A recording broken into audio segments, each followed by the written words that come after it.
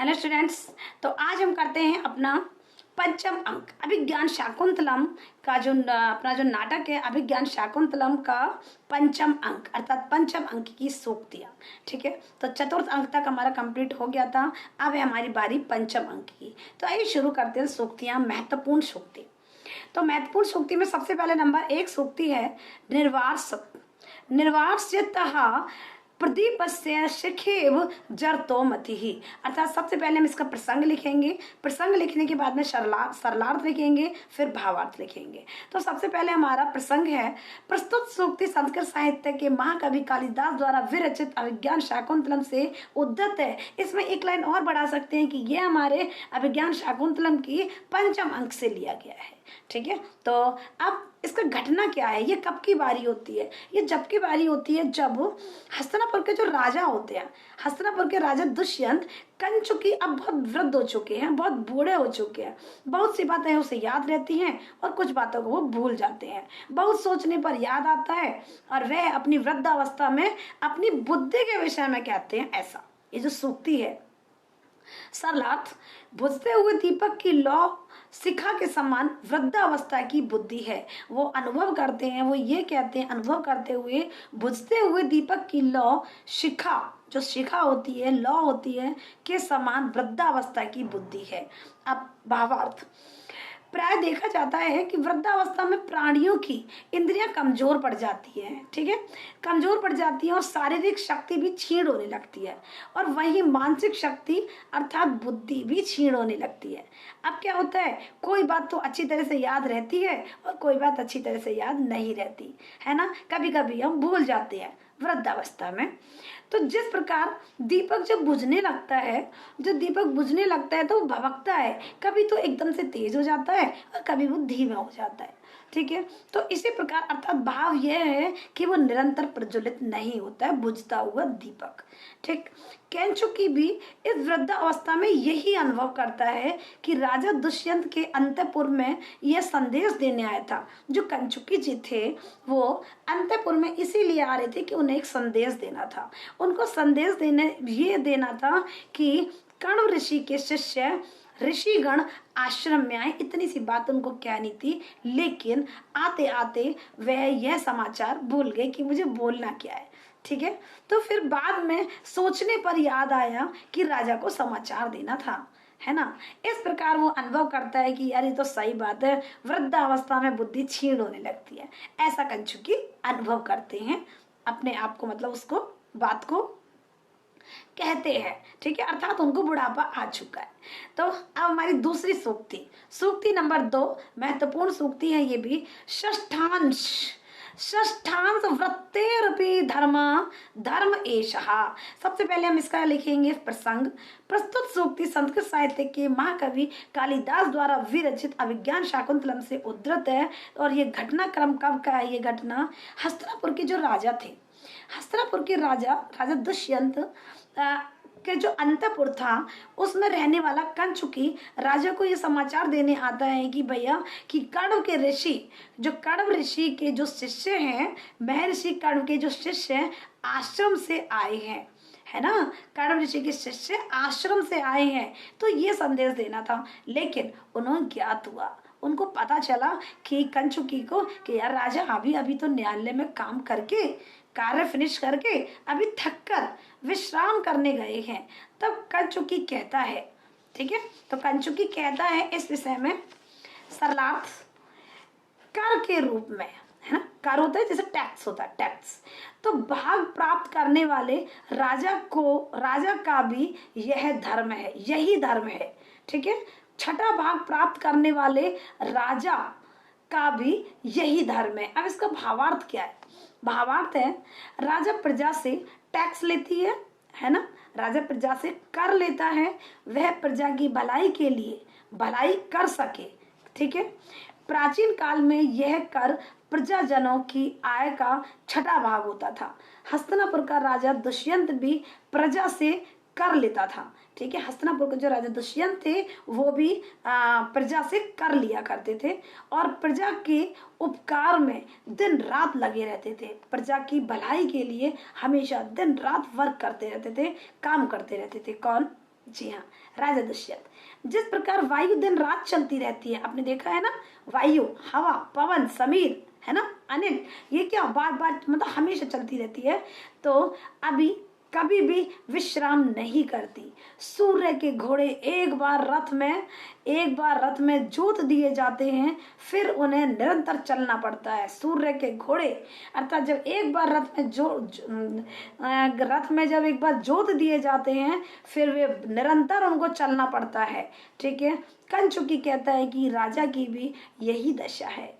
वह प्रातः काल से प्रजा के कार्य में लग जाते हैं और अब धर्मासन से, धर्म का जो आसन है उससे उठकर कुछ विश्राम करने गया है, उसे मर्यादा अनुसार आश्रम वासियों से मिलना अनिवार्य है। अतः मैं जाकर उन्हें इसकी सूचना देता हूँ।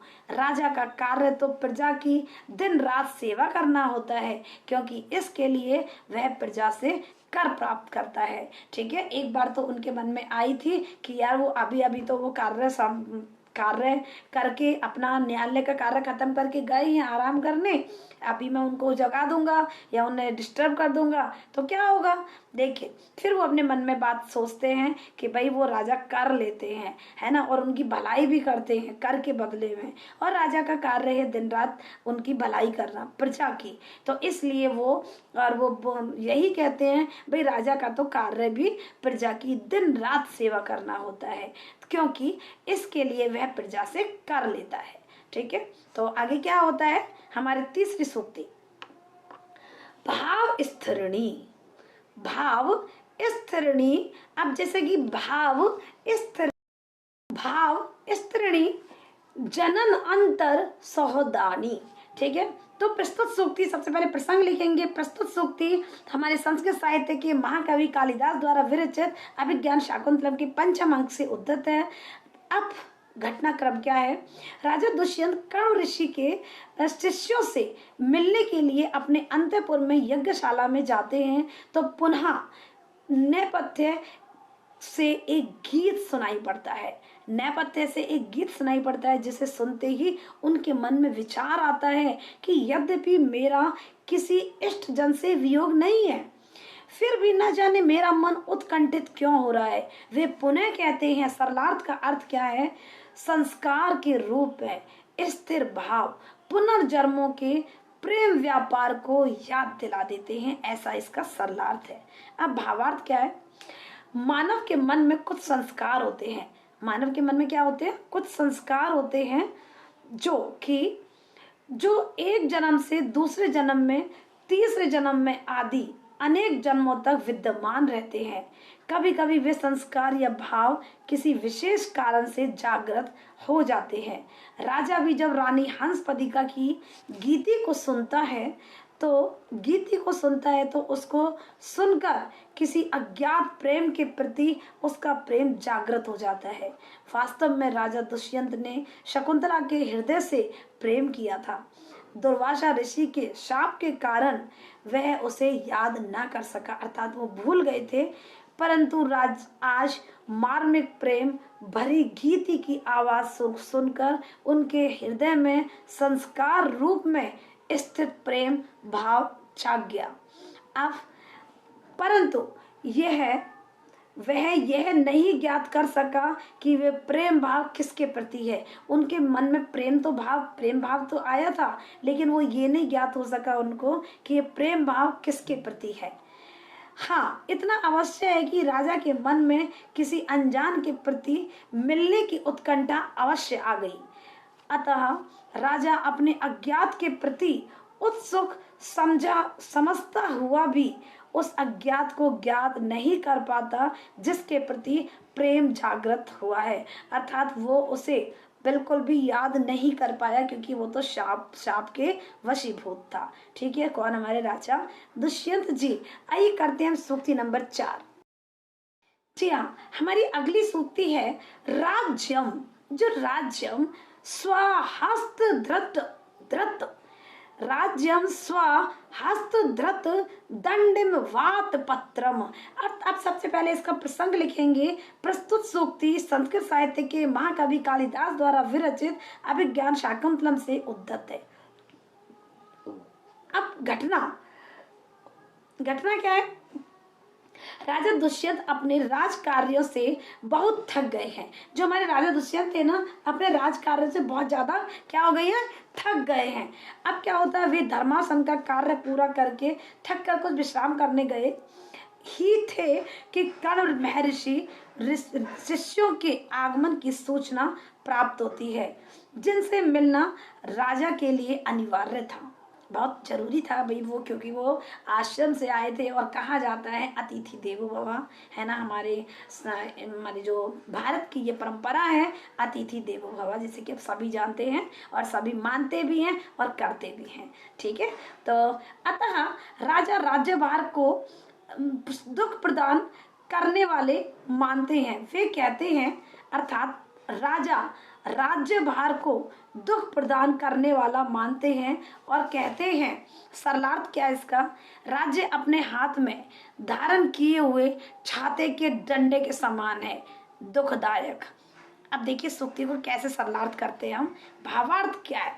देखो, जिस प्रकार, जैसा कि आपने देखा होगा गर्मी में, जब गर्मी में क्या होता है, धूप से रक्षा करने के लिए, छाते को धारण किया जाता है भाई।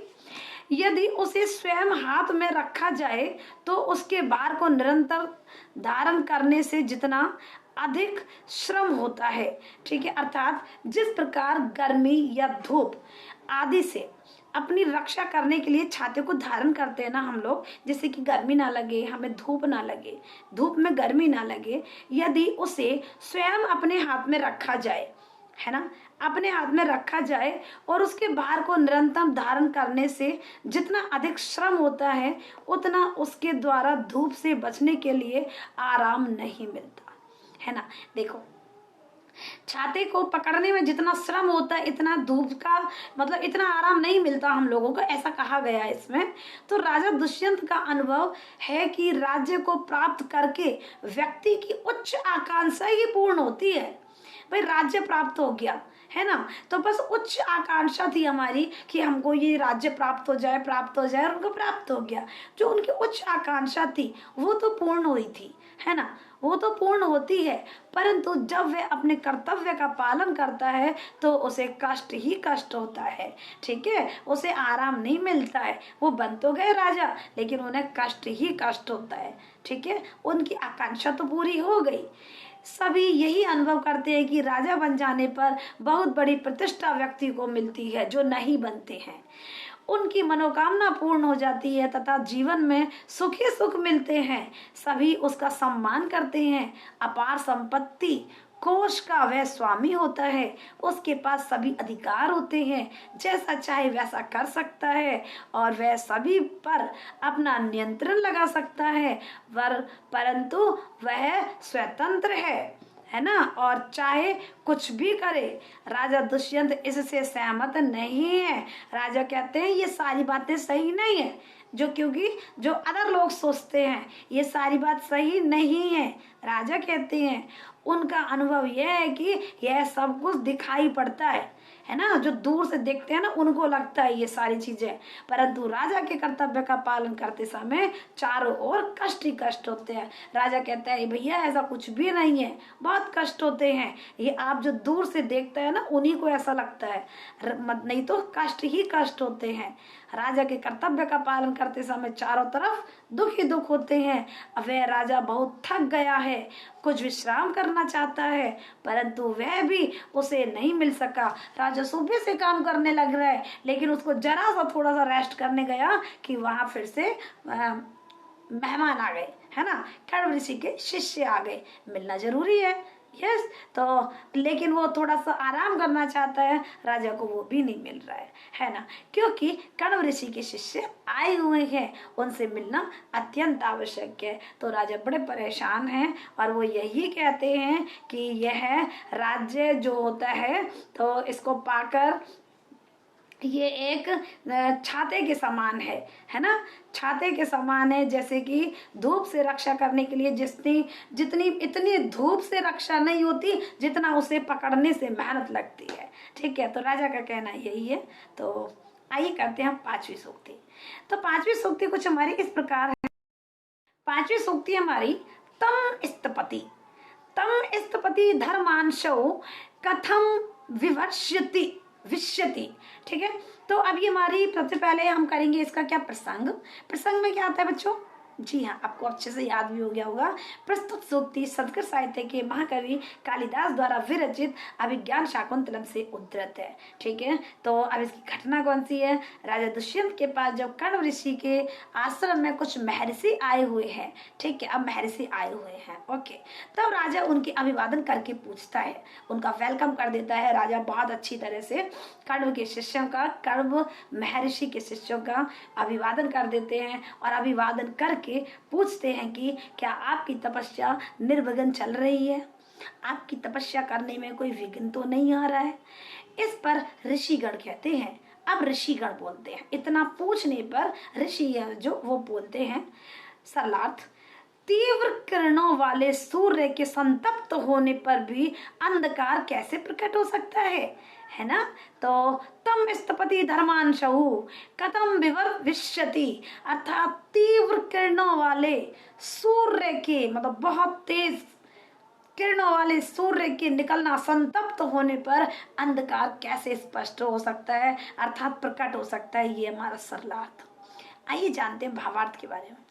देखो क्या होता है, जब सूरज जब अपनी तीव्र किरणों के साथ चमकता है, आपने देखा होगा सूरज भगवान जी रोज आते हैं, और नहीं देखा तो एक बार और देख लेना कल, ठीक है। तो सूरज जब अपनी तीव्र किरणों के साथ चमकता है तो वह संसार के अंधकार को नष्ट कर देता है। अंधकार सूर्य के समक्ष अपने को असमर्थ पाता है, अर्थात जो अंधकार होता है उसकी हिम्मत नहीं होती कि उसके सामने आ जाए, आए तो वो एक सेकंड, पल भर नहीं लगता दूर होने में सूर्य की किरणों के सामने, ठीक है, वो अपने आप को असमर्थ पाता है। कण्व ऋषि के आश्रम से आए हुए ऋषिगण भी राजा दुष्यंत से यही कहते हैं कि आप जैसे यशस्वी राजा जिन सज्जनों के रक्षक हैं, उनके ऊपर विपत्ति कैसे आ सकती है?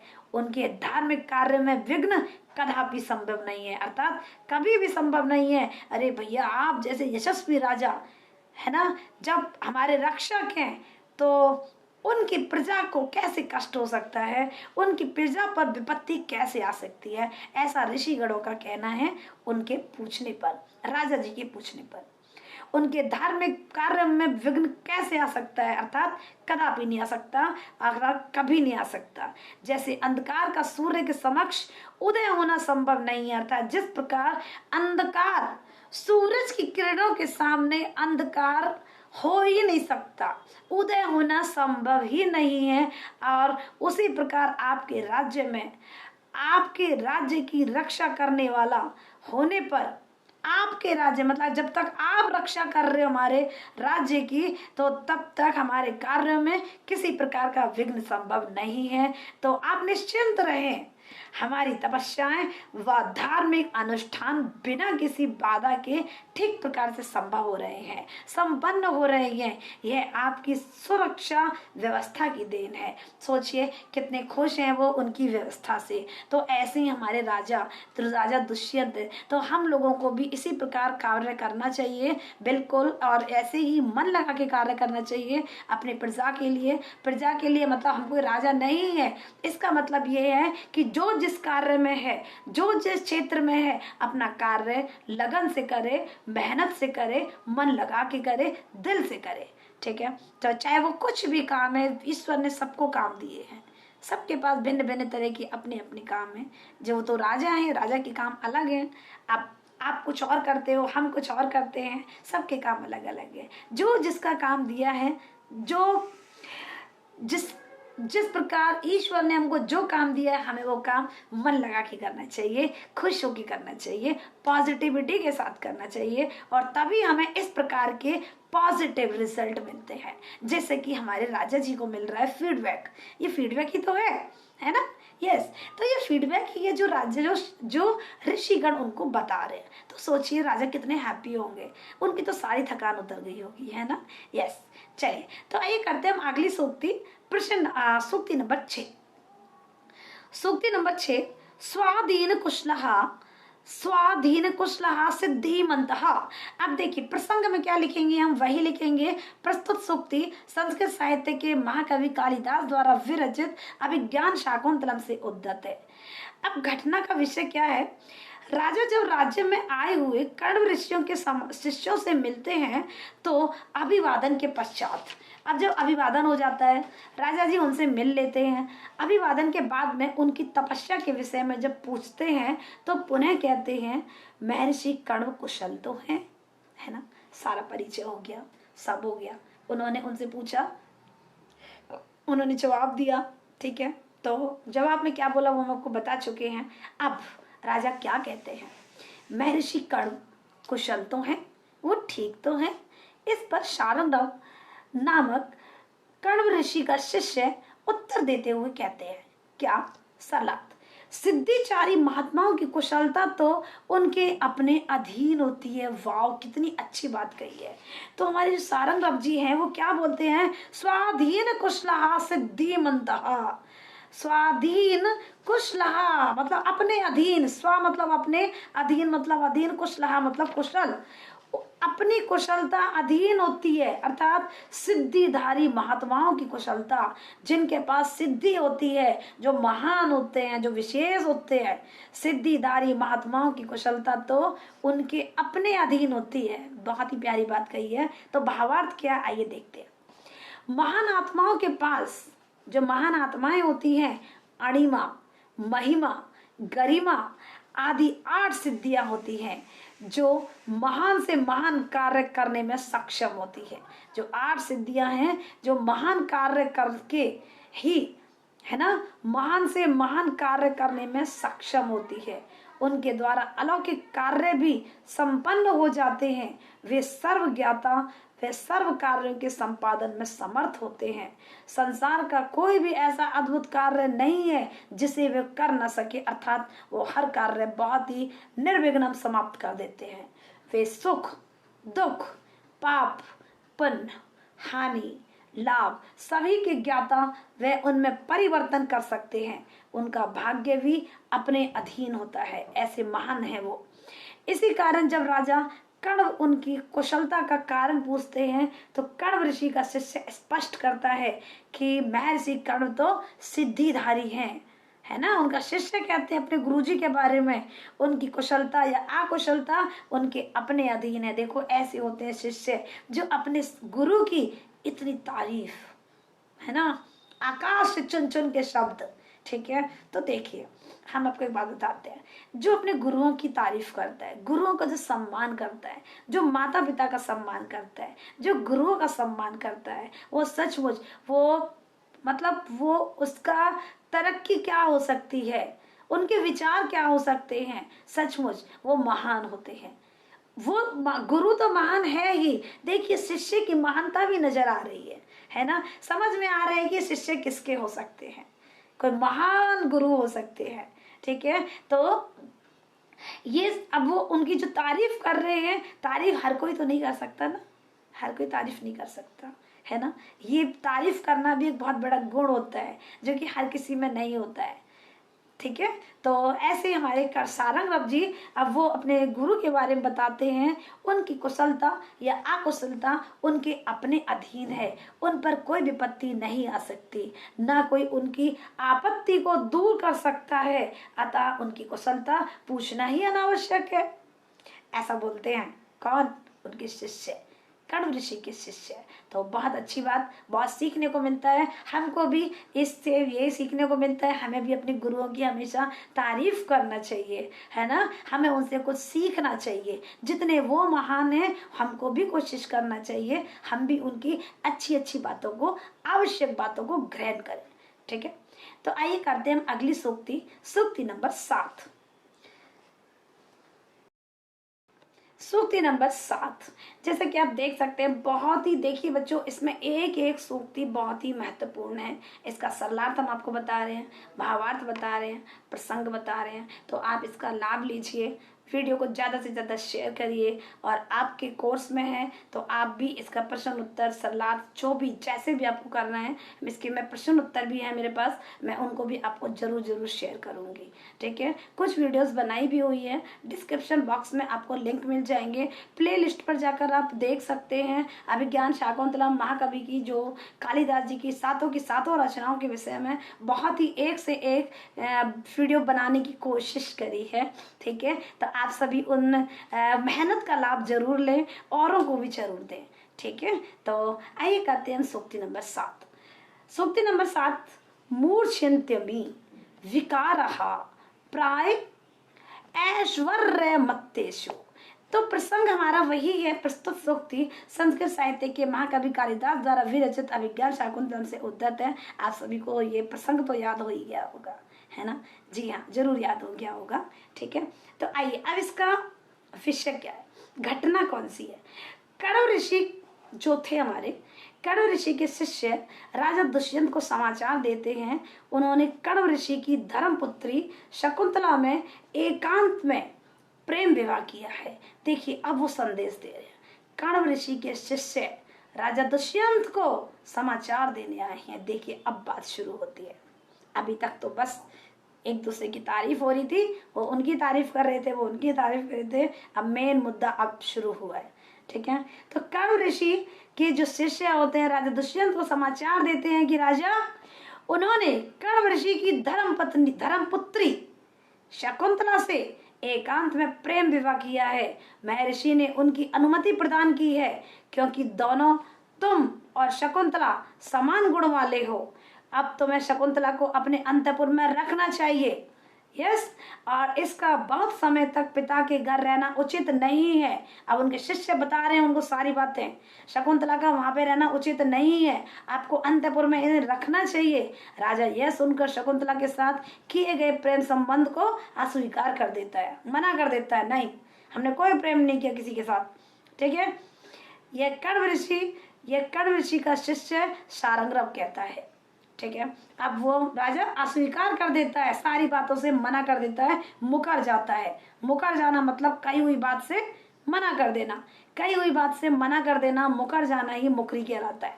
ठीक है, तो ऐसा होता है, सोचिए तो उनके ऊपर क्या बीतरी होगी, देखते हैं।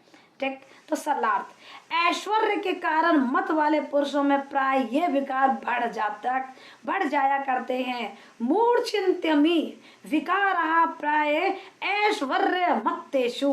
अब वो बोलते हैं ऐश्वर्य के कारण, मतलब सारी शान शौकत, ऐश्वर्य, बहुत सारे ऐश आराम होने के कारण जो मत वाले है ना पुरुषों में प्राय ये विकार बढ़ जाया करते हैं। कौन कहता है? ये राजा ऋषि कण्व, महर्षि कण्व के शिष्य शारंगरव जी इस बात को बोलते हैं। प्राय भावार्थ क्या है? प्राय देखा जाता है भाई, उनको गुस्सा आ गया ना, है ना, जब उन्होंने अस्वीकार कर दिया था, जब मना कर दिया था, उनको गुस्सा आ गई जब उन्होंने ये बात बोली थी। भावार्थ, प्राय देखा जाता है कि धन की शक्ति बहुत ज्यादा होती है, ये तो सभी को पता है। धन की शक्ति किसी के पास ज्यादा है, कम है, और जिसके पास नहीं होता ना, जो भी है, धन की शक्ति तो धन की शक्ति होती है। ठीक है, तो समान बना रहना आसान नहीं है। धन की बहुत अधिक धन होने के बाद में अगर बंदा समान स्वभाव वाला है फिर भी, तो सोचिए भाई, वो तो फिर बहुत ही महान लोग होते हैं। ठीक है, तो प्राय देखा जाता है, भावार्थ पढ़ रहे हैं हम, धन की शक्ति, अधिकार का मद, है ना, अधिकार का मद, धन की शक्ति तथा उच्च पद या प्रभुता आदि को अंधा बना देती है। शारंगरव जी कहते हैं, राजा, धन की शक्ति अगर किसी के पास ज्यादा हो जाए, अधिकार का मद, उच्च पद, जब कोई ऊंचे पद को प्रदान कर लेता है, प्रभुता को प्रदान कर लेता है, मानव को अंधा बना देते हैं। वह इनके नशे में इतना मतवाला हो जाता है कि उसे अपने कर्तव्य और अकर्तव्य का ध्यान ही नहीं रहता, है ना, उसको पता ही नहीं रहता कर क्या रहा हूँ, उसका कर्तव्य क्या है, उसका कर्तव्य क्या है और क्या नहीं है, उसको कुछ नहीं रहता, अर्थात वो मतलब अंधा हो जाता है, उसे कुछ नहीं दिखता। धन का घमंड, शक्ति की मादकता अच्छे से अच्छे मानव को विकार युक्त कर देते हैं। धन का घमंड, धन की अधिकता, और जब धन का घमंड आ जाता है तो शक्ति कि मादकता से अच्छे लोगों में भी विकार उत्पन्न हो जाते हैं, विकारों से युक्त कर देता है। वे अनुचित कार्य की अशुभ प्रवृत्ति को जानकर भी दुराचरण करते हैं, है ना। तो वो अनुचित कार्य की अशुभ प्रवृत्ति को जानकर भी दुराचरण करते हैं, क्योंकि उन्हें किसी का भी भय नहीं होता। भाई वो तो सोचते हैं हम ही सर्वे सर्वा हैं, हमारे नीचे कोई है ही नहीं, उच्च पद को प्राप्त है, धन की अधिकता है, और क्या चाहिए, शक्ति का घमंड है। इतने सा उनमें खुद में शक्ति है कि नहीं, लेकिन उसके आसपास बहुत सारे लोग हैं। यस, तो अब वो क्या कहते हैं, उन्हें किसी का भय नहीं होता, उनका कोई बिगाड़ क्या लेगा भैया, उच्च पद पर तो वही बैठे हैं ना। वे अपने अधिकारों व शक्ति के अधिकार पर कुछ भी अनर्थ या पाप करने से नहीं डरते। अर्थात जब कोई वो पाप भी करते हैं ना, तो उन पर कोई फर्क नहीं पड़ता, है ना। उनको पता ही नहीं होता हम गलत कर रहे हैं। किसी भी प्रकार अशुभ प्रवृत्ति के हानिकारक सिद्ध नहीं होती, बल्कि उनकी असत्य बात भी सत्य मानी जाती है। अगर वो झूठ भी बोल रहे हैं ना, अब जैसे राजा ने बोल दिया नहीं तो नहीं, अब लोग तो उसे बोलेंगे ना, कुछ लोग तो, बल्कि उनकी असत्य बात को भी सत्य माना जाता है, क्योंकि उनके पास शक्ति है, उनके पास प्रभुता है, उनके पास धन है, उनके पास उच्च पद है। भाई उच्च पद पर उंगली उठाना कोई आसान बात नहीं है, हर कोई उंगली नहीं उठा सकता, कोई जान थोड़ी ना गंवानी किसी को। राजा है, अभी बंद कर दे क्या पता चलता है। यस, अतः कर्ण ऋषि का शिष्य सारंग जी भी राजा से यही कहता है कि आपके पास भी सभी अधिकार हैं, अपार सैन्य शक्ति है ना, अपार सैन्य शक्ति है, कोई गिनती नहीं है, रत्नों से भरे खजाने हैं राजा जी। इनका आपको इतना अधिक घमंड हो गया है कि आश्रम में जाकर भोली भाली कन्या शकुंतला को अपने प्रेम जाल में फंसा लिया है, और अब कहते हो कि मैंने उससे प्रेम ही नहीं किया, है ना। उन्होंने बोला कि भैया आपके पास सभी तरह के अधिकार हैं, अपार शक्ति है, सैन्य शक्ति है, रत्नों से भरे पड़े तुम्हारे खजाने, इतना घमंड हो गया तुमको कि तुमने भोली वाली शकुंतला अर्थात आश्रम में जाकर भोली वाली शकुंतला को अपने प्रेम जाल में पहले तो फंसाया, है ना, और अब क्या, और उससे प्रेम किया, और अब कहते हो कि हमने कुछ नहीं, है ना, अब मना कर रहे हो, अस्वीकार कर रहे हो। हे राजन, यह तुम्हारा मतवालापन है, तुम्हें भी बहुत घमंड हो गया है, जो इस प्रकार के विकृत कार्य करके भी असत्य बोल रहे हो, अर्थात इस प्रकार के कार्य करके भी अपने आप को महान कह रहे हो, मना कर रहे हो। ठीक है, अब क्या, अब हमारे राजा जी की बारी आती है, अब वो क्या कहते हैं देखते हैं। ठीक है, तो आइए करते हैं 8वीं सूक्ति। 8वीं सूक्ति हमारा है, 8वीं सूक्ति देखिए क्या होता है। अब हमारी 8वीं सूक्ति शुरू हो चुकी है।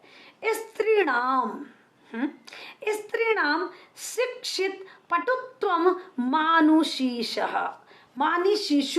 ठीक है, अर्थात सबसे पहले प्रस्तुत सूक्ति महाकवि कालिदास द्वारा विरचित अभिज्ञान शाकुंतलम से उद्धत है, यह 5म अंक से ली गई है। अब क्या होता है बेटा, शकुंतला राजा दुष्यंत को अनेक ऐसे प्रमाण देती है। अब तक तो राजा वो सारंग जी बोल रहे थे, अब शकुंतला की बारी आती है। शकुंतला राजा दुष्यंत को अनेक ऐसे ऐसे प्रमाण देती है, ऐसी ऐसी बातें यादें दिलाती है उनको, जब राजा ने उससे प्रेम किया था, परंतु राजा शाप के कारण उन्हें याद नहीं कर सकता। ठीक, अतः शकुंतला पर राजा आरोप लगाता है। ठीक है, जब शकुंतला उनको प्रमाण देती है और कहती है, शकुंतला राजा दुष्यंत को अनेक ऐसे प्रमाण देती है कि जब राजा ने उससे प्रेम किया था, परंतु राजा शाप के कारण उन्हें याद नहीं कर सकता। उनको बताती है कि उन्होंने प्रेम किया था, लेकिन अब ये शाप के कारण ये भूले हुए हैं। अतः शकुंतला पर राजा आरोप लगाता है। राजा आरोप लगाता है शकुंतला पर कि स्त्रियां अपनी मधुर बातों से सरल और स्वाभाविक पुरुषों को बहका लेती हैं। शकुंतला के मना करने पर भी राजा अपना तर्क देते हुए कहता है, शकुंतला बार बार मना करती है कि नहीं ये सही नहीं है ना, लेकिन फिर भी राजा तर्क देते हुए कहता है, सरलार्थ, मनुष्यों से भिन्न स्त्रियां भी बिना शिक्षा के बहुत चतुर होती हैं। वो कहती हैं मनुष्यों से अलग स्त्रियां भी बिना शिक्षा के बहुत चतुर होती हैं। अर्थात इस सूक्ति का भावार्थ पढ़ते हैं। प्राय जो नारियां होती हैं, ऐसा कहते हैं हमारे राजा जी बोलते हैं, प्राय नारियां पुरुषों की अपेक्षा बहुत निपुण और चालाक होती हैं। वे किसी भी व्यक्ति को अपने रूप और प्रेम जाल में फंसा लेती हैं। पुरुष पर इस प्रकार सौंदर्य का जादू चलाती हैं कि वह बेचारा उनके चक्कर में फंसकर निकलने में असमर्थ हो जाता है। राजा दुष्यंत कहते हैं कि यह तो पुरुष जाति की नारियां की चालाकी है जो शिक्षित होती हैं, अर्थात सभी प्रकार के पुरुषों को अपने जाल में बांधने से सिद्धस्त होती हैं। यह चालाकी पुरुष जाति से भिन्न नारियों में भी देखी जाती है। जैसे कोकिला जब संतान को जन्म देती है तो अपने अंडों को काक जाति के पास रखती है, वे उसका पालन करते हैं और अंडों से प्राप्त बच्चों की देखरेख करते हैं। परंतु जब वह कोकिला की संतान आकाश में उड़ने लायक हो जाती है तो वह उसे अपनी जाति का सिद्ध करके ले जाती है। अतः नारियां स्वभावतः चालाक और बहुत ही निपुण होती हैं। राजा उन पर आरोप लगाता है। राजा कहता है इस प्रकार शकुंतला भी झूठी बातें बनाकर नई नई काल्पनिक बातें करके मुझे फंसाना चाहती है। राजा दुष्यंत ऐसा बोलते हैं, रानी पर आरोप लगाते हैं, उन पर इस प्रकार की बातें करते हैं और उनको झूठा साबित करते हैं। क्या शकुंतला झूठ बोलती है? नहीं, है ना? क्या दुष्यंत झूठ बोल रहे हैं? नहीं। क्यों? क्योंकि दुष्यंत अभी शाप के वशीभूत है। दुष्यंत को शाप लगा हुआ है, दुष्यंत को कुछ नहीं पता, वो सचमुच बोले हुए हैं। ठीक है, तो आइए करते हैं हम अगला 9वीं सूक्ति। हमारी 9 सूक्ति है, अतः परीक्ष्य कर्तव्यम विशेषात संगतम रहा। प्रस्तुत सूक्ति अभिज्ञान शाकुंतलम महाकवि कालिदास द्वारा विरचित अभिज्ञान शाकुंतलम नाटक से उद्धत है। यह 5वें अंक से ली गई है। घटना, शकुंतला अपने प्रेम विवाह के लिए राजा के प्रेम के लिए अनेक पूर्ण समय में व्यतीत घटनाएं राजा के समक्ष रखती है, सब कुछ बताती है, हर तरह से प्रमाण देती है। राजा शाप के कारण उन्हें भूल जाता है, अतः शकुंतला की बातों को झूठी और बनावटी कहता है। राजा उसको एक भी बात को स्वीकार नहीं करता है। शकुंतला ठगी सी रह जाती है। तब शारंगरव शकुंतला से कहते हैं, अब शकुंतला से शारंगरव जी कहते हैं, शकुंतला ने बिल्कुल निराश हो गई है, वो परेशान तो है ही, बहुत निराश हो गई है। राजा तो परेशान नहीं, राजा तो बस सिर्फ डिस्टर्ब है कि ऐसा क्यों हो रहा है, क्योंकि उन्हें तो कुछ याद ही नहीं है। ठीक है, तो सारी परेशानी किसके लिए? या तो कण्व ऋषि के लिए, शारंगरव जी के लिए और शकुंतला सबसे ज्यादा। ठीक है, सरलार्थ। अब सरलार्थ क्या है? अतः परीक्षा कर्तव्यम विशेषात संगतम रहा।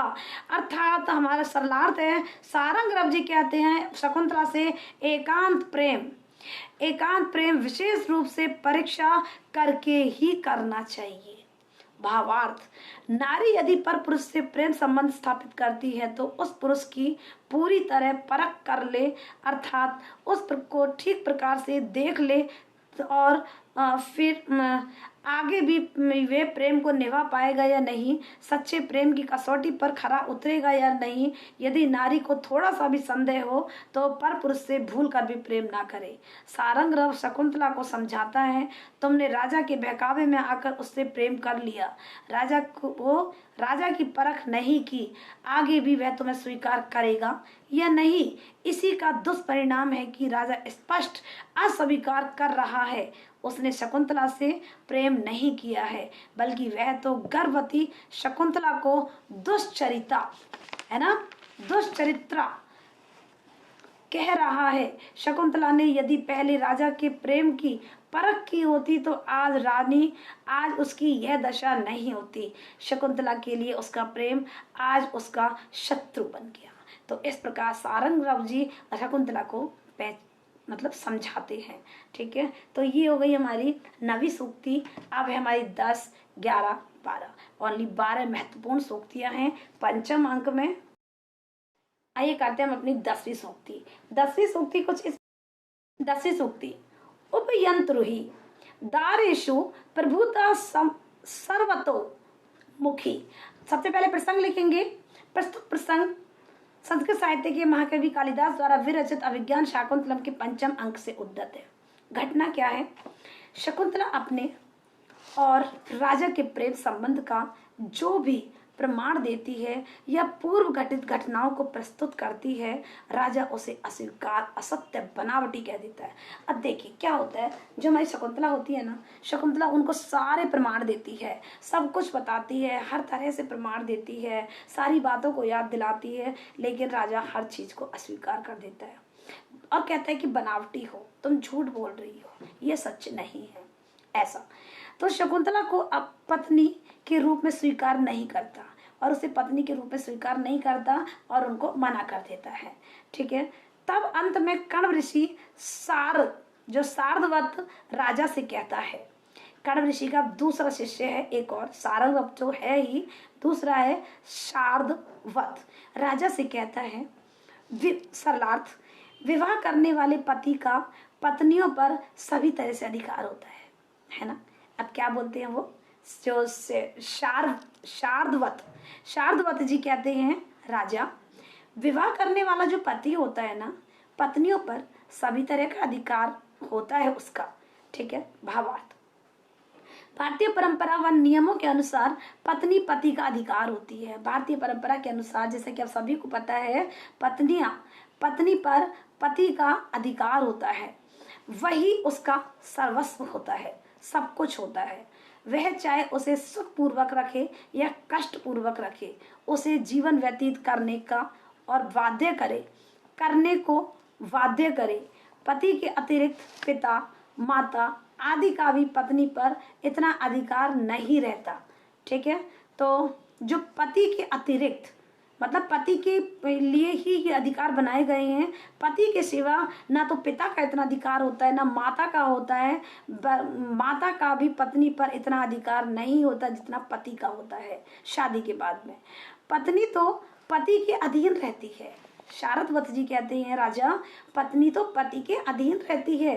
अतः शारदवत राजा को, शकुंतला को यह स्पष्ट कर देना चाहता है कि तुम दोनों परस्पर जो वाद विवाद कर रहे हो, आपस में एक दूसरे पर आरोप प्रत्यारोप लगा रहे हो, सभी व्यर्थ है। शारदवत जी कहते हैं, देखो शकुंतला, देखो दुष्यंत, राजा को समझाते हैं, तुम जो आपस में वाद विवाद कर रहे हो, वो इसको आरोप लगा रहा है, वो उसको आरोप लगा रही है, प्रत्यारोप लगा रहे हैं, तो ऐसा तुमको वाद विवाद कर रहे हो, एक दूसरे पर आरोप और प्रत्यारोप लगा रहे हो, सभी व्यर्थ है, इसका कोई मतलब नहीं है। यह शकुंतला राजा दुष्यंत की पत्नी है। राजा चाहे उसे अपने घर में रखे या ना रखे, यह राजा की इच्छा, क्योंकि पत्नी पर पति का ही पूर्ण अधिकार होता है, क्योंकि पत्नी पर पति का ही पूर्ण अधिकार होता है, भाई वो उसको रखे या ना रखे। ठीक है, ये पति का मैटर है। ठीक है, पत्नी पर पति का ही पूर्ण अधिकार होता है, ऐसा शारदवत जी कहते हैं। ठीक है, तो शारद जी का कहना यही है कि शादी के बाद में जो पत्नी होती है, उनका पूरा तरह से अधिकार पति का ही होता है, चाहे उनके माता पिता बहन भाई किसी का भी अधिकार इतना नहीं होता जितना पति का होता है, चाहे वो उनको रखे या ना रखे, जो भी है उनका पूर्ण अधिकार है, मतलब जो भी वो निर्णय लेंगे। ठीक, तो अब आगे सूक्ति नंबर 11,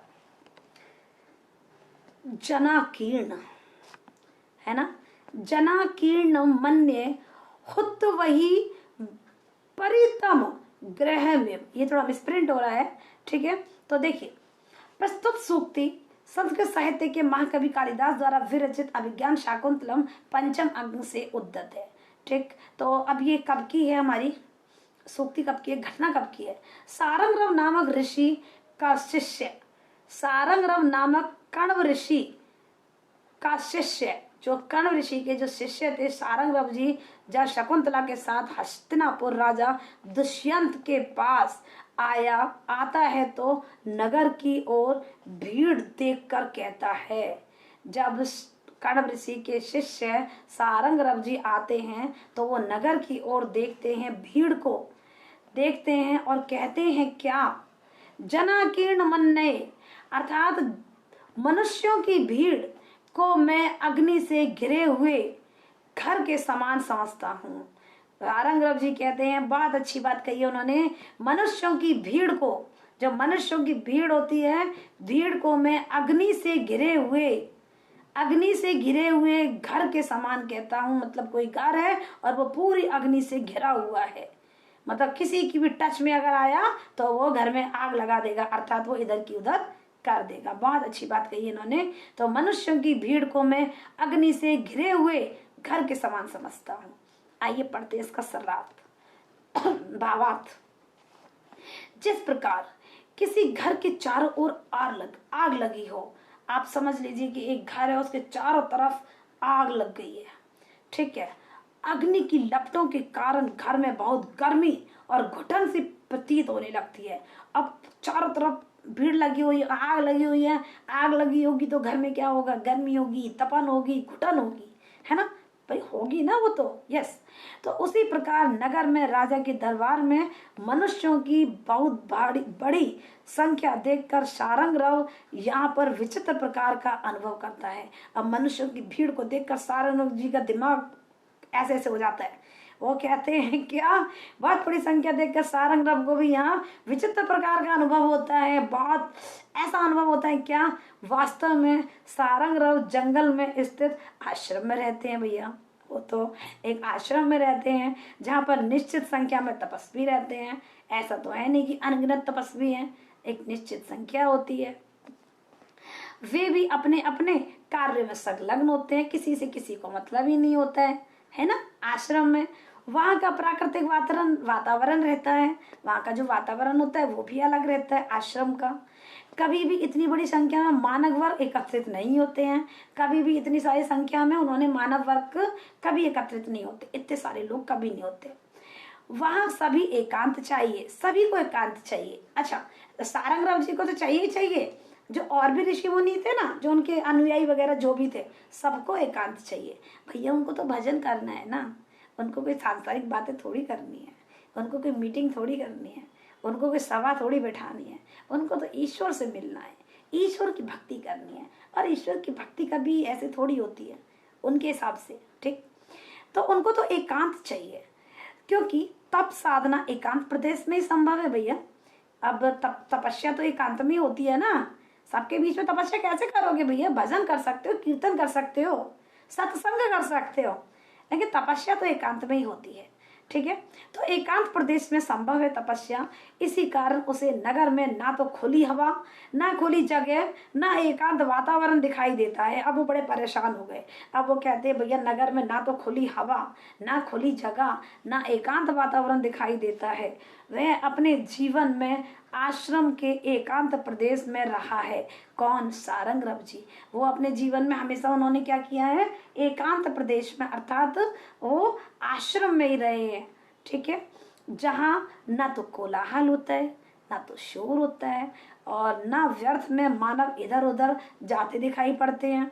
अब आप बाहर निकल के देखो, बालकोनी में खड़ी हो जाइए, फिर देखो इधर से आ रहा, इधर से जा रहा। भाई ये तो सांसारिक चक्र है ना, संसार है, वहाँ भी संसार है, लेकिन सब लोग अपने अपने गिने चुने आदमी रहते हैं, गिने चुने तपस्वी रहते हैं, अपने अपने काम में वो भी संलग्न रहते हैं, सब अपनी अपनी तपस्या में मग्न रहते हैं, किसी को किसी से मतलब नहीं फालतू, ठीक है। तो अब वो ऐसे माहौल में पड़े वाले हैं, वहाँ कोई आते जाते लोग नहीं दिखाई देते, जैसे यहाँ पे कभी कोई जा रहा कभी कोई जा रहा। तो वहाँ ऐसा नहीं है, ना कोलाहल होता है, ना व्यर्थ में मानव इधर उधर जाते दिखाई पड़ते हैं, ना बच्चे रोते दिखाई पड़ते हैं, है ना। थोड़ा सा बाहर निकल के देखो, अभी बच्चा इधर खेल रहा है, इधर खेल रहा, यहाँ चौकड़ी जमा है, वहाँ चौकड़ी जमा है। तो भाई अपने संसार में यही है ना, अपने जो समाज है, ठीक। जैसा कि नगर में उसे दिखाई पड़ता है, नगर में, शहर में तो यही होता है। अतः सारंगरव जैसे एकांत प्रिय तापस को नगरी की भीड़ एक घुटन भरी लगे तो इसमें आश्चर्य नहीं है।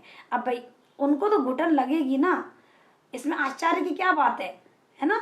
इसमें आश्चर्य की बात है ही नहीं, क्योंकि वो रही ही ऐसी जगह, शुरू से उन्होंने ऐसा ही माहौल देखा है, शुरू से आश्रम में रहे हैं। आश्रम का माहौल हम आपको बता चुके हैं कैसा होता है। अब अगर उनको घुटन हो रही है तो कोई आश्चर्य की बात नहीं है, घुटन होना संभव है, ठीक है। तो आइए करते हैं 12वीं सूक्ति, लास्ट सूक्ति। लास्ट अंतिम सूक्ति पंचम अंग की। ठीक, फिर करेंगे छठवां और सातवां। 12वीं सूक्ति अपनी चिरस्य वाच्यम न गतः प्रजापति ही।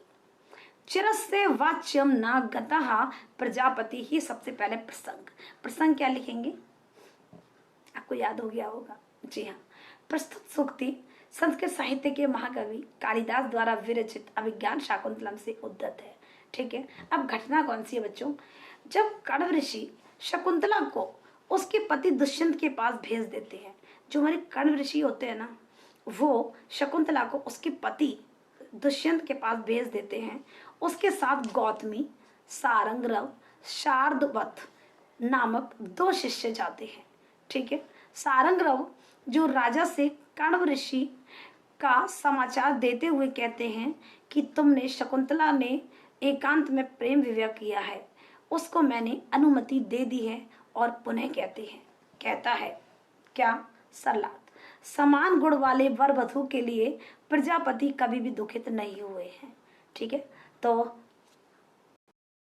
अब वो बोलते हैं समान गुण वाले वर वधु प्रजापति कभी भी दुखित नहीं हुए। चिरस्य वाच्यम न मतः न गतः प्रजापति ही। तो सब प्रजापति कभी भी दुखित नहीं हुए हैं समान गुण वाले वर वधु के लिए। तो भावार्थ क्या निकलता है इसमें, आइए देखते हैं।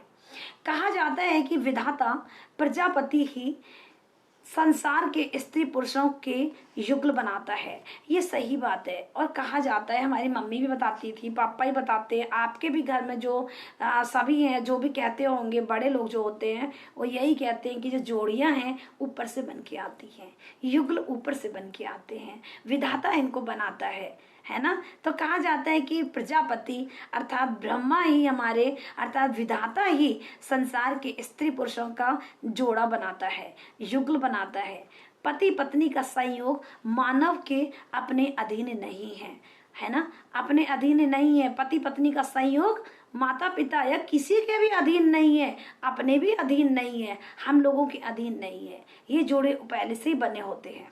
ठीक है, बल्कि वह तो विधाता ने पहले ही निश्चित कर रखा है। और कहा भी जाता है कि कन्या पैदा होने से पहले उसका वर पैदा हो जाता है ना। ऐसा सुना जाता है, हमको नहीं पता, लेकिन ऐसा कहते हैं और हम लोग भी फिर उसी पर विश्वास करते हैं और आप लोग भी करते होंगे। ठीक, और कहा भी गया है विधाता प्रजापति ही संसार के स्त्री पुरुषों की युगल बनाता है। पति पत्नी का संयोग मानव के अपने अधीन नहीं होता है, बल्कि वह तो विधाता ने पहले से ही निश्चित कर रखा है। संयोगवश पति पत्नी उसी के आधार पर दाम्पत्य बंधन में बंध जाते हैं। अर्थात संयोग बैठता है, संजोग बैठता है और पति पत्नी आपस में बंधन में बंध जाते हैं और उनकी विवाह हो जाता है। सारंगरव के माध्यम से कवि यह कहना चाहता है कि शकुंतला एक सत्क्रिया पूजा के रूप में नारी है ना। सत्क्रिया अर्थात अच्छे कर्म करने वाली, बहुत ही अच्छे कर्म करने वाली शकुंतला जो है राजा क्रिया के रूप में अर्थात सत्क्रिया के रूप में पूजा के रूप में नारी है तथा राजा दुष्यंत सम्मानियों में श्रेष्ठ है। और जो वो हमारी जो क्या बोलते हैं दुष्यंत जी हैं, वो भी कोई कम नहीं है, वो भी सम्मानियों में अर्थात जो सम्माननीय होते हैं है ना, ऑनर जो होते हैं उनमें वो श्रेष्ठ है। भैया उनका जगत में सम्मान है, संसार उनकी आदर करता है ना, सम्मान करता है, प्रजा उनको मानती है, सारे ऋषिगण उनको मानते हैं। ठीक, दोनों का पति और पत्नी के रूप में संयोग बहुत श्रेयकर है। अर्थात दोनों का पति पत्नी बनना ये एक संयोग बहुत ही श्रेयस्कर श्रेयकर अर्थ कल्याणकारी। अर्थात इनका जो संयोग है ना, इनकी जो ये पति पत्नी है ये श्रेयकर है, ये बेकार नहीं है, कल्याणकारी है। उस युगल की सभी प्रशंसा करते हैं, उस जोड़े की सभी प्रशंसा करते हैं। आज विधाता ने भी इस प्रकार की जोड़ी बनाकर कृतार्थ हो गया है। अर्थात जो हमारे विधाता हैं, जो हमारे ईश्वर हैं, जो हमारे परमात्मा हैं, जो हमारे ब्रह्मा जी हैं, या जो विधाता है जिसने ये जोड़ी बनाई है, आज ये संयोगवश जब दोनों मिल गए हैं तो उसमें वो भी बहुत कृतार्थ हो गया, अर्थात धन्य हो गया इन दोनों के मिलने पर। पहली बार विधाता ने इस प्रकार की जोड़ी बनाई है, ऐसा कहते हैं वो, कि पहली बार विधाता ने इतनी प्यारी जोड़ी बनाई है। अतः विधाता प्रजापति के विषय में कोई यह नहीं कह सकता कि उसने योग्य वर वधु की अब तक कोई जोड़ी नहीं बनाई है। अर्थात वो ये कहते हैं कि ऐसी जोड़ी अभी तक किसी की भी नहीं बनी। ठीक है, अभी तक की कोई जोड़ी नहीं बनाई गई है।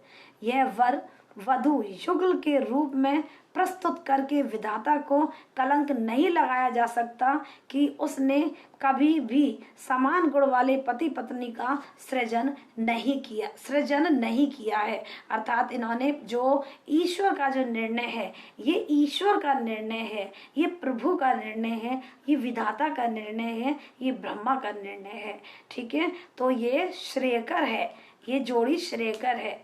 ठीक है, तो क्योंकि जो हमारे राजा हैं वो भी कोई कम नहीं है, सम्मानियों में श्रेष्ठ है। और हमारी जो रानी है कौन, शकुंतला, एक सत्क्रिया पूजा के रूप में नारी है। अर्थात वो भी एक बहुत ही कैसी नारी है, बहुत ही मतलब एक पवित्र देवी के समान। ठीक है, नारी है शकुंतला, जो कि जब भी उनके आश्रम में कोई भी आता था तो शकुंतला का कार्य था कि उन सभी का अतिथि सत्कार करे, और बहुत ही प्रेम से वो अतिथि सत्कार करती थी। और इसी पश्चात वो तो एक बार क्या हुआ था आप सभी को पता है, जब वो मतलब इतना ज़्यादा ध्यान में डूबी हुई थी, उनको पता भी नहीं था कि ऋषि का आना हुआ, और उनको भनक भी नहीं हुई। वो आए और उन्होंने देखा, नोटिस किया, और उन्होंने देखा और शाप दे के चले भी गए, और उनको पता भी नहीं चला। केवल उनकी सखियों को ही पता था इस बात का। ठीक है, तो ये कारण बस, या फिर विधाता ने पहले से ही लिखा हुआ था कि ऐसा ऐसा होना है, और फिर वो वैसा ही हुआ। ठीक है, तो ये हमारी जो सूक्ति है 12वीं सूक्ति बहुत ही इंपॉर्टेंट और महत्वपूर्ण सूक्ति है। चिरस्य वाच्यम न गतः प्रजापति ही, अर्थात समान गुण वाले वर वधु के लिए अर्थात प्रजापति कभी भी दुखित नहीं है। अर्थात ये जो इनका जो मिलन हो रहा है, ये जो शकुंतला और दुष्यंत जो आपस में जो संयोग वश जो मिले हैं, प्रजापति इनके मिलने से दुखी नहीं है। अर्थात वो बहुत खुश है। ठीक है, प्रभु भी ये जोड़ी बनाकर कृतार्थ हो गए होंगे, है ना। पहली बार विधाता ने इस प्रकार की जोड़ी बनाई है। अतः विधाता प्रजापति के विषय में कोई यह नहीं कह सकता, विधाता प्रजापति के विषय में कोई भी यह नहीं कह सकता कि उसने योग्य वर वधु की अब तक कोई जोड़ी नहीं बनाई।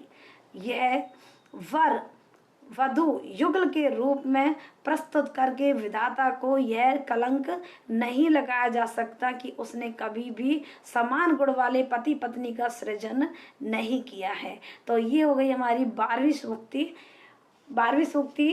तो ये पंचम अंक में केवल 12 ही सूक्ति हैं, और 12 सूक्ति हमारी कंप्लीट हो चुकी हैं। अब है हमारा षष्ठ अंक, और फिर है हमारा सप्त अंक। ठीक है, तो बच्चों आशा है आप सभी को ये वीडियो जरूर पसंद आई होगी। आप इस वीडियो को ध्यान से देखिएगा और नोट्स लिखिएगा जरूर। इसमें हमने आपको प्रसंग बताया है, सरलार्थ बताया है, भावार्थ बताया है, और इससे संबंधित अभिज्ञान शाकुंतलम से संबंधित प्रश्न उत्तर जो छूट गए हैं वो भी हम बनाएंगे। ठीक है, महाकवि कालिदास जी की जो 7 रचनाओं का वर्णन, 7 रचनाओं की वीडियो का डिस्क्रिप्शन बॉक्स में लिंक दिया हुआ है, तो आप उसमें अपनी प्रिपरेशन कर सकते हैं। अभिज्ञान शाकुंतलम नाटक है जो हमारा, इसमें 7 अंक हैं। 7 अंक की जो वीडियो है हम आपको बना के देंगे। ठीक, तो इनके प्रश्नोत्तर जो छूट गए हैं वो भी हम करेंगे। ये सूक्ति बची हुई थी, तो सूक्ति अब हम करेंगे षष्ठम अंक। षष्ठ अंक का इसमें सूक्ति है अपनी षष्ठ अंक की 8। ठीक है, षष्ठ अंक हमारा छोटा रहेगा। षष्ठ अंक की 8 सूक्ति हैं, 8 सूक्तियों को हम करेंगे।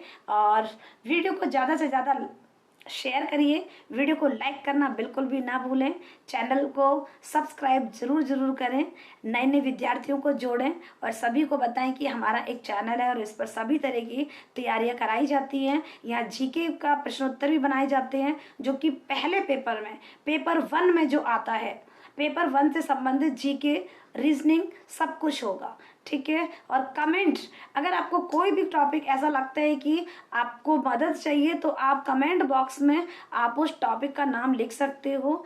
अब मैं पूरी कोशिश करूँगी आपको आपकी डिमांड पर वीडियो बना के दे सकूँ, ठीक है। तो पेपर 1 के लिए भी हम प्रश्न, हमारी जो वीडियो हैं वो आ रही हैं। पेपर 1 के लिए, मोटिवेशनल के लिए, हिंदी के लिए, संस्कृत के लिए, और हमारा जीके, और भी जो मोटिवेशनल जो लेक्चर होते हैं वो भी, और पेरेंटिंग टिप्स भी, बहुत सारी चीज़ें नई नई एक ही चैनल पर आपको सब कुछ मिलेगा, ठीक है। और बच्चों की डिमांड के अनुसार यहाँ कमेंट पर ही वीडियो बनाई जाती है, पहले हम अपने आप बनाते थे। तो बस वीडियो को ज़्यादा से ज़्यादा लाइक करें, शेयर करें, और चैनल को सब्सक्राइब करना बिल्कुल भी ना भूलें। धन्यवाद, नमस्कार, मिलते हैं अगले नए टॉपिक के साथ। धन्यवाद।